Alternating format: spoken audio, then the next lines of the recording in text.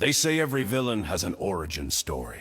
But this one begins with a mop bucket, a gallon of bleach, and a man so profoundly unremarkable that entire crowds developed selective blindness around him.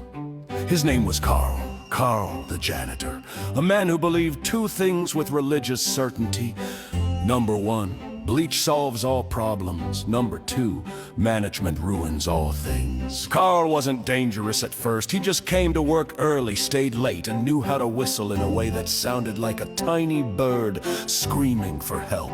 But somewhere between unclogging his 800th toilet and being blamed for crumbs he did not drop, Carl had a revelation. The world didn't need another hero. It needed a deeply passive-aggressive janitorial consultant. He started small, a slip floor sign here, a strategically placed out of order note there. He moved unseen because every commercial building uses the same buckets, the same uniforms, and the same exhaust expression. Carl learned he could walk into banks, hospitals, universities, even government buildings, and no one questioned a man with a mop. And so he began his work.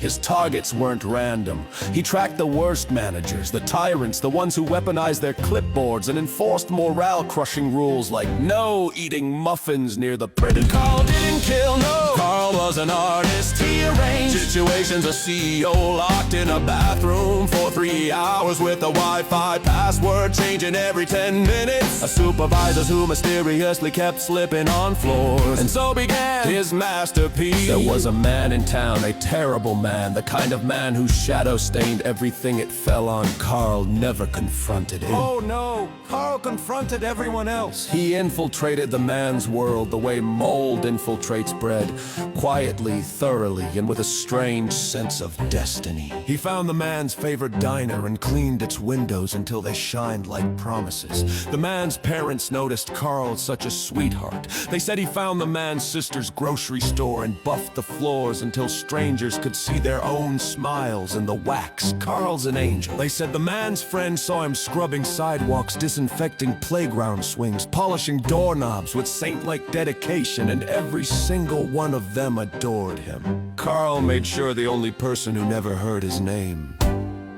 was his target. And then he struck hard.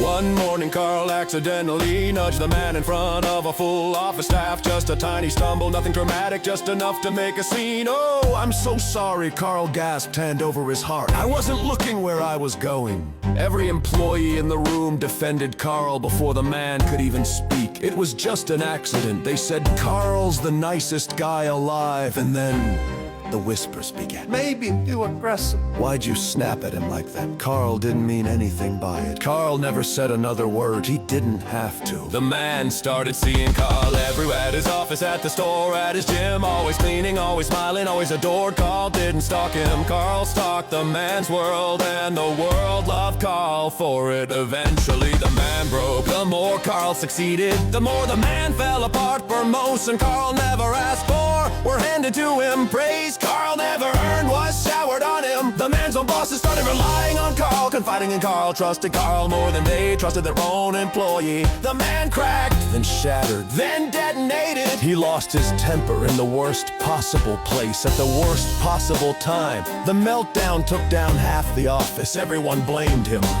No one blamed Carl. Why would they? Carl was kindness incarnate. Carl was innocence weaponized. Carl was the smiling saint with a mop. And while the man was escorted out of the building, screaming about conspiracies and janitors and betrayal, Carl simply wrung out his mop, whistled a tune, and went right back to polishing the floor, removing the last trace of footprints from the man he'd erased. Some killers used knives, some used poison. Carl used customer service, and in the end, Carl didn't have to lift a finger. He just cleaned and cleaned and cleaned until the filth finally took itself out.